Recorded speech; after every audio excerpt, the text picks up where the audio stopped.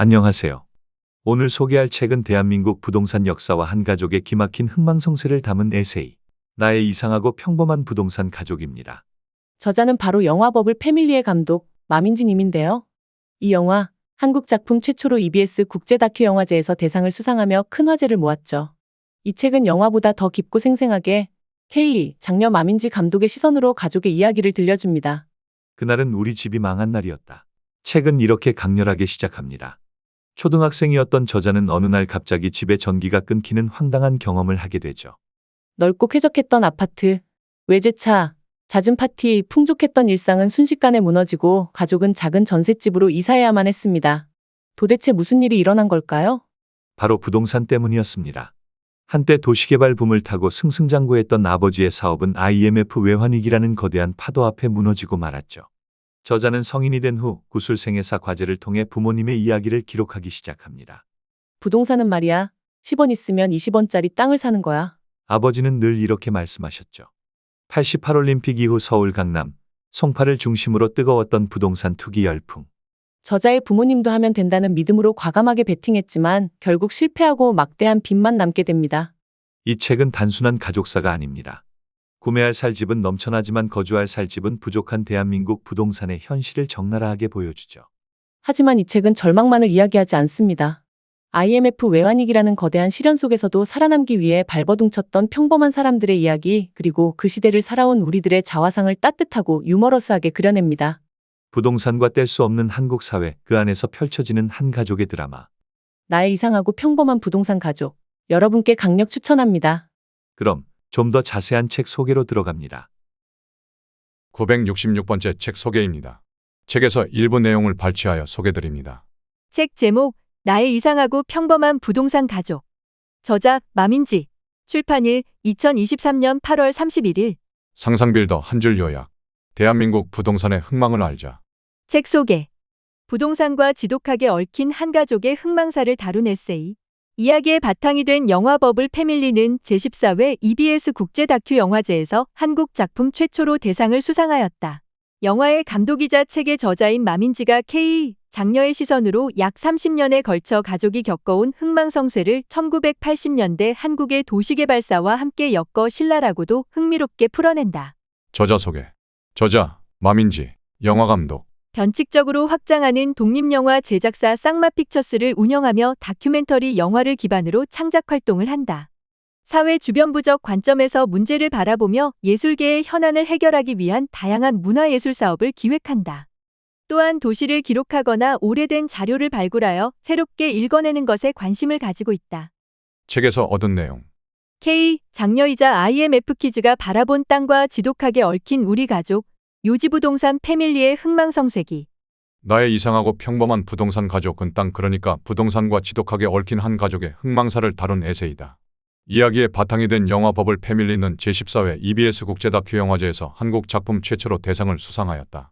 영화의 감독이자 책의 저자인 마민지는 이른바 장녀이자 유년 시절 IMF로 인해 경제적 어려움을 겪었던 청년 당사자이기도 하다. 한때 도시 개발의 붐을 타고 부동산 사업으로 인해 상류층 대열에 합류했었던 시절의 기억부터 갑작스럽게 마주한 경제적 몰락과 그것이 지금의 나에게 미치는 영향에 대한 이야기까지, 저자는 약 30년에 걸쳐 가족이 겪어온 흥망성쇠를 1980년대 한국의 도시개발사와 함께 엮어 신랄하고도 흥미롭게 풀어낸다. 그날은 우리 집이 망한 날이었다. 이야기는 저자가 초등학생이었을 적 가장 강력하게 뇌리에 남은 어느 날의 기억으로부터 시작된다. 언제부턴가 잦아진 엄마와 아빠의 싸움, 집에 찾아와 아빠를 찾는 낯선 사람들, 이게 무슨 일인지 도통 이야기해주지 않는 부모님. 그러다 하루는 기어코 집의 모든 전기까지 끊어지고 만다. 어린 저자에게 이 모든 일들은 무척 혼란스럽다. 우리 집은 분명히 쾌적하고 풍요롭기만 했었는데, 넓은 신축 아파트에서 고급 자동차를 타고 자주 이웃들을 집에 초대해 대접하고 백화점에 쇼핑을 다니는 게 일상이었는데, 순식간에 집은 작아지고 생활비는 부족해지고 사람들의 발길은 끊기며 부모님의 사이는 냉랭해진다. 그런 상황 속에서도 부모님은 더 이상 희망이 없어 보이는 부동산과 관련된 일을 포기하지 못하고, 저자는 청소년 시절 내내 그런 부모님을 이해하기가 어렵다. 그러다 오랜 시간 쌓여온 이 의문을 해결할 수 있는 기회가 찾아온다. 한 대학 수업의 과제를 통해 구술생애사로 부모님의 생애 전반에 대한 이야기를 듣고 기록하게 된 것이다. 부모님이 언제 처음 부동산과 관련된 일을 시작하게 된 것인지, 집 장사 일은 어떻게 흥했다가 어떻게 망하게 된 것인지, 아직도 땅에 관한 집착을 버리지 못하는 이유는 무엇인지에 대한 이야기를 두 사람의 입을 통해 생생히 듣는다. 구술생에서뿐만 아니라 1980년대 당시 한참 부동산 개발 호황이었던 시대적 상황에 대한 논문, 기사, 사진 등의 역사적 사료를 통해 이야기의 배경을 촘촘하게 뒷받침하며 시대적 배경 속에 두 사람을 위치시켜 이야기를 직조해 나간다. 성인이 되어 드디어 집으로부터 독립하게 되었지만 여전히 또 다른 형태로 집 문제는 저자를 괴롭힌다. 학생이 감당하기엔 턱없이 비싼 월세의 환경마저 열악한 자취방을 옮겨 다닌다. 대학 공부를 하며 생활비와 월세를 벌기 위해 아르바이트를 병행하는 생활은 결코 녹록지가 않다. 더 이상 경제 활동을 하기 어려워진 부모님의 거처를 마련하기 위해 주택 관련 지원 절차를 찾아보지만 절차는 복잡하고 혜택을 받을 수 있는 인원수는 한정되어 있으며 충족시켜야 할 지원 조건은 매우 까다롭다. 그렇게 언제나 반복해서 시련을 주고야 많은 땅과의 싸움을 끊임없이 이어나간다. 책은 단 한 가족의 이야기를 능란한 글솜씨와 위트로 풀어내고 있지만 사실 이 땅 위에서 살아가는 우리들의 모습을 비추고 있다고 해도 과언이 아니다. 살바의 집은 넘쳐나지만 정작 살의 집은 부족한 대한민국 부동산의 현실은 어디서부터 기인한 것인지, 지금 우리는 어디에 서 있는 건지, 앞으로 나아가야 할 방향은 무엇인지 우리 모두가 함께 고민할 수 있게 한다. 우리 집이 망했다. 여름방학이 끝나고 추석 연휴가 오기 전, 아직 날씨가 후덥지근하지만 하늘은 조금 높아져 가을이 오고 있다는 것을 알 수 있을 만한 그런 계절이었다. 나는 초등학교 5학년이었다. 그날 공기의 습도와 문을 두드리던 사람들의 소리, 심장이 두근거려 손목에 맥박이 요동치며 뛰는 느낌은 20여 년이 지난 지금까지도 생생하다. 평소처럼 친구들과 하교를 했다. 마지막에 남는 사람은 나였다. 하나둘 인사하며 친구들을 떠나보내고 나면 단지 내 아파트 중 학교로부터 가장 멀리 있는 곳에 사는 나는 혼자 걸어가게 된다. 평소처럼 경비 아저씨에게 인사를 하고 엘리베이터를 기다렸다. 엘리베이터는 꽤 오랫동안 천천히 올라갔다. 가방 앞주머니에서 열쇠를 꺼내 대문을 열고 들어가면 하얀 몰티즈가 반가워하며 짖었다. 강아지 이름은 위커였는데 영어 이름이 아니라 위가 커서 많이 먹는다고 위커였다. 과자를 까먹으며 투니버스를 보거나 롤러코스터 타이쿤, 심즈 같은 게임을 하면 금방 해가 기울었다. 완전히 깜깜해지기 전에 엄마가 먼저 집에 돌아와 저녁밥을 차려주었다. 그날은 재미있는 프로그램이 없어 리모컨으로 채널을 이리저리 돌려가며 소파에 누워 있었다. 갑자기 초인종이 울렸다. 곧이어 쾅, 쾅, 쾅문 두드리는 소리가 들리더니 계십니까? 물었다. 위커가 현관을 향해 짖기 시작했다. 나는 급하게 텔레비전 소리를 무음으로 하고 현관 밖에 귀를 기울였다. 그리고 아무도 없는 척을 했다. 그전에도 가끔 누군가 집에 찾아올 때가 있었다. 주로 아빠를 찾는 사람들이었다. 아빠는 혼자 집에 있으면 절대로 문을 열어주지 말라고 했다. 나는 익숙하게 발 뒤꿈치를 들고 걸어다니며 집안의 형광등 스위치를 껐다. 밖에서 수근거리는 소리가 들렸다. 현관문으로 조심스레 다가가 현관문 외시경으로 확인해 보았다. 두 남자가 경비원 아저씨와 함께 서 있는 것이 보였다. 아무도 없나 본데 서류에 무언가를 적으며 한 남자가 말했다.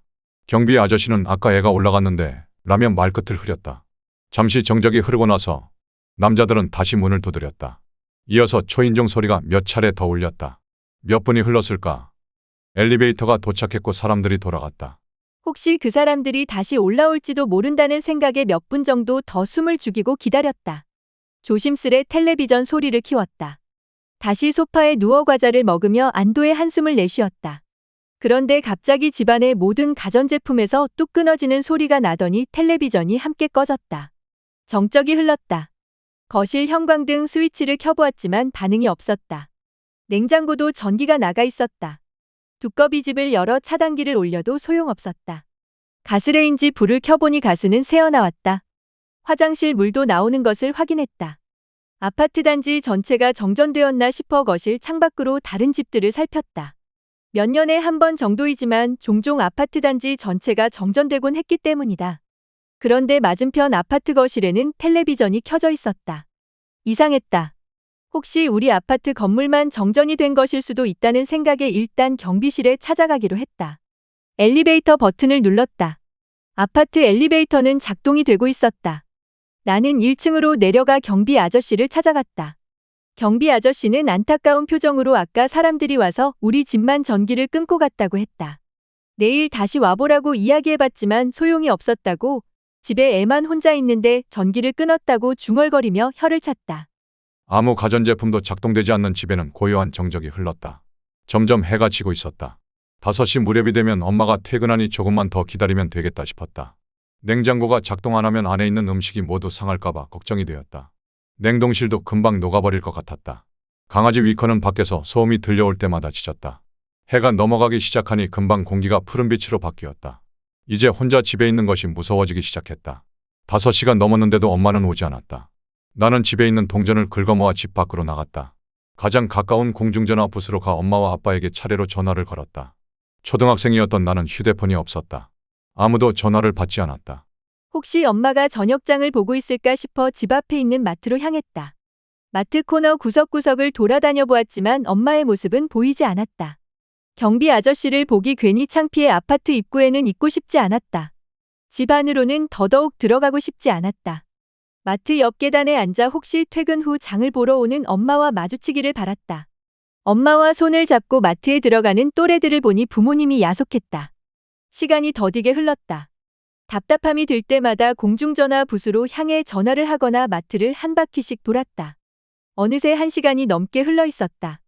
완전히 날이 저물고 가로등이 켜질 무렵이 되어 마트로 향하는 길목에서 퇴근하는 엄마와 마주쳤다. 엄마는 왜 내가 밖에 나와 있는지 의아해했다. 오늘 고객과 약속이 있었는데 부재중 전화가 와 있는 줄 몰랐다며 휴대폰을 그제야 확인했다. 엄마는 아직 어떤 상황인지 모르고 있었다. 괜히 엄마에게 화가 났다. 엄마는 경비실에 들러 무슨 일이 벌어진 것인지 물었다. 경비 아저씨가 한참 설명을 했고 나는 엄마 뒤에 죄를 지은 사람처럼 서 있었다. 엄마는 최대한 당황하지 않은 척 웃으며 이야기를 나눴다. 착오가 있었던 것 같다며 남편과 상의를 해보겠다고 했다. 엘리베이터를 타고 올라가는데 서러움에 눈물이 터졌다. 엄마는 전화를 일찍 확인하지 못해서 미안하다고 연신 사과했다. 현관문을 열고 집으로 들어가자 서늘한 기운이 느껴졌다. 집안이 아주 깜깜했다. 모든 것들이 어둠 속에 파묻힌 것처럼 보였다. 얼마 지나지 않아 아빠가 집에 도착했다. 아빠는 휴대폰으로 관리실에 전화를 했다. 밀린 전기세를 납부하기 전에는 전기를 다시 연결해 줄 수 없다고 했다. 나는 그게 얼마인지, 지금 당장 내면 안 되는 건지 물었고 밥은 어떻게 먹고 샤워는 어떻게 하고 숙제는 어떻게 하느냐며 울었다. 엄마는 내일이면 아빠가 해결한다고 하니 오늘만 좀 참자고 나를 달랬다. 아빠는 실내복으로 옷을 갈아입으며 얼마 밀리지도 않았는데 전기를 끊어버렸다고 나지막이 계속 욕을 했다. 아파트 단지 전체가 정전이 될 때면 집집마다 촛불을 켜고 전기가 다시 들어오기를 기다릴 때가 있었다. 어른들이 밖으로 나가 어수선하게 삼삼오오 모여 상황을 공유하고 있으면 저 집도 촛불 켜놨다 하며 거실 창으로 불빛이 너울거리는 모습을 하나둘 세보는 게 퍽 재밌었다. 다음 날이면 친구들과 어제 일단지가 정전됐다느니 우리 집도 촛불을 켜고 있었다느니 각자의 모험담을 나누었다. 하지만 오늘은 우리 집에만 촛불이 켜져 있었다. 맞은편 아파트 거실마다 텔레비전 불빛이 새어나오고 있었다. 위아래 집 세탁기 돌아가는 소리도 들렸다. 평소에는 안 보이고 안 들리던 것들이 유난히 크게 보이고 크게 들렸다. 엄마는 가스버너를 꺼내 요리를 했다.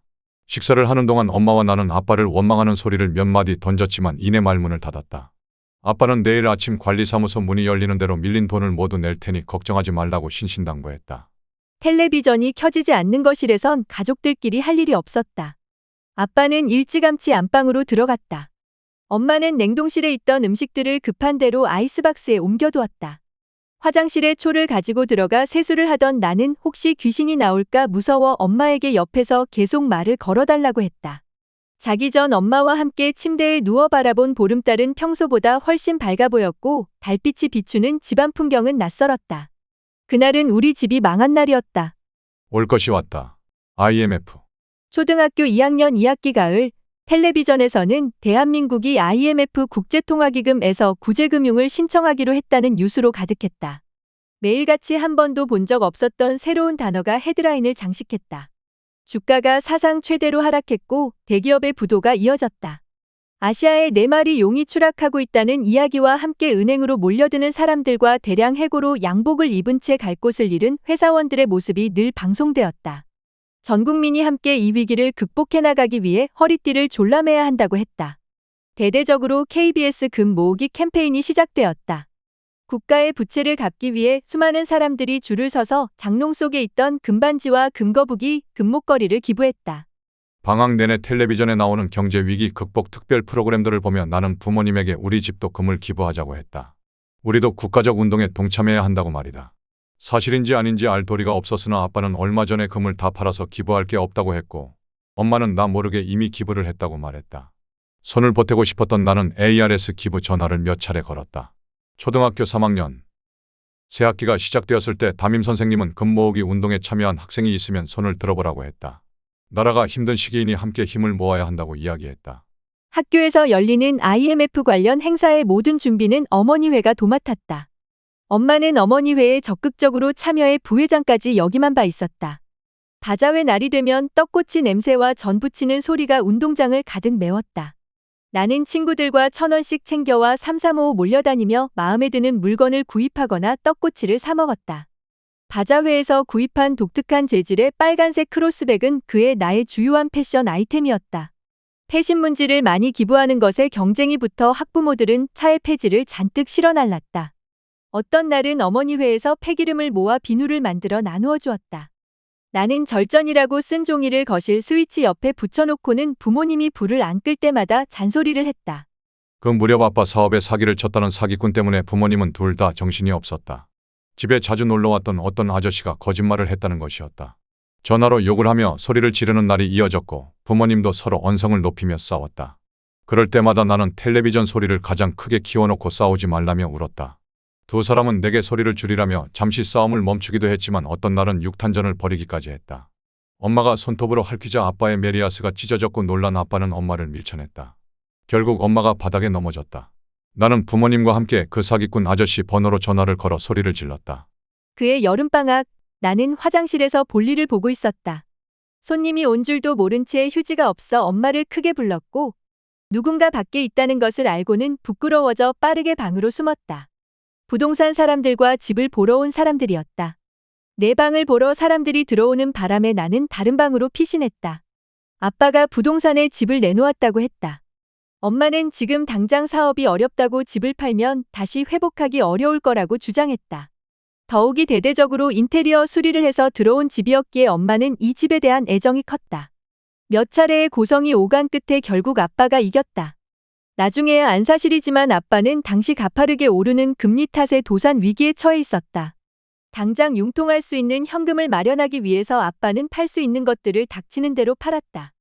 탄탄하고 견고하게 쌓아두었다고 생각했던 엄마의 모래성이 파도 한 번에 물거품처럼 사라졌다. 관리를 잘한 덕에 집은 속전속결로 거래되었다. 당시 부동산에 내놓은 가격은 4억 5천만 원이었다. 우리는 단지 한가운데 있는 넓은 평수 집을 팔고 단지 외곽에 있는 비교적 좁은 평수의 전셋집으로 이사했다. 파스텔톤의 실크 벽지가 아닌 싸구려 막도배지의 앤티크 가구는 어울리지 않았다. 어차피 상황이 나아지면 다시 넓은 평수 아파트의 인테리어를 새로 해 이사 갈 계획이었다. 몇 년 동안 집안일을 봐주던 파출부 아줌마도 어느 날부터 더 이상 나오지 않았다. 사업차 집에 자주 놀러오던 손님들도 발걸음이 뚝 끊겼다. 아빠의 각 그랜저 자동차는 정비를 안 한 지 오래되어 지하 주차장 경사를 올라가지 못할 때도 있었다.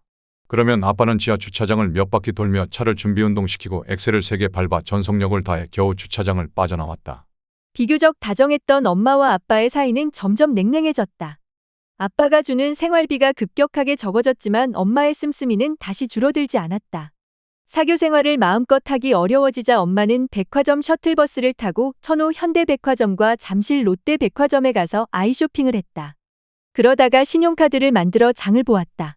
IMF 외환위기 직후였던 당시 신용카드 현금 서비스 한도가 폐지되고 신용카드 소득공제가 도입되어 카드사 간 경쟁이 심해지며 누구에게나 신용카드를 발급해 주었다. 부족한 생활비가 잠시 메워지는 것 같았다. 결국 카드 내역서가 날아오고 나서 다시 싸움이 이어졌다. 엄마는 아빠에게 생활비를 더 달라고 했고 아빠는 카드를 압수해갔다. 올림픽 유치원 동기 모임을 따라 내 교육 방향을 정했던 엄마는 더 이상 트렌드를 따라가기가 어려워졌다. 학원 수를 점점 줄여나갔고 내가 매년 받는 상장 수도 점점 줄어들었다. IMF 외환위기 이후 대형 건설사가 줄도산하는 상황에서 작은 건설사를 운영하던 아빠의 사업이 예전처럼 잘 유지되기는 불가능에 가까웠다. 그것은 시대의 흐름이기도 했다.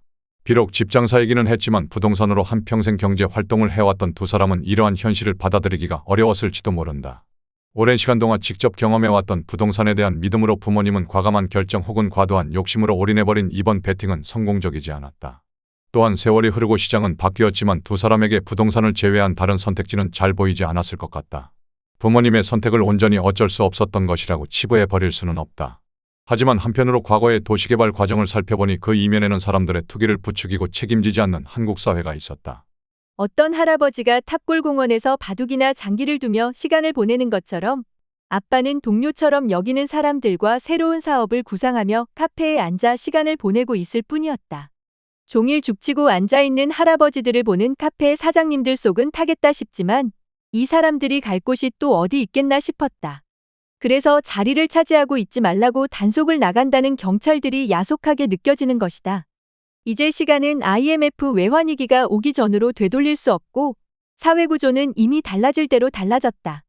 나는 다만 70이 넘은 엄마와 아빠가 더 이상 무언가 만회하겠다며 애쓰지 않아도 괜찮다고 말하고 싶어졌다. 그리고 IMF 외환위기를 극복했다는 신화 뒤에 남겨진 사람들에 대해 말하고 싶었다. 어린 시절 갑자기 좁은 평수로 집을 이사 가야 했거나 양육자가 정리해고로 직업을 잃었거나 중소기업 사업체를 운영하다가 부도가 났거나 양육자 중 특히 어머니가 실질적 가장이 되어 집안의 생계를 책임지기 시작한 어떤 형태로든 정상가족이 해체되는 경험을 하며 자신의 속사정을 가까운 친구에게도 말하지 못했던 끝없이 치솟는 아파트값을 보며 더 이상 내 집을 가지지 못할 거라고 체념해버린 이들을 만나고 싶었다. 절대 무너지지 않을 것 같은 조건들 위에 단단히 발을 딛고 서 있다가도 그 땅이 언제든 다시 무너질 수 있다는 것을 경험해본 사람들과 경험을 나누고 싶었다. 지금까지 상상빌더였습니다. 감사합니다.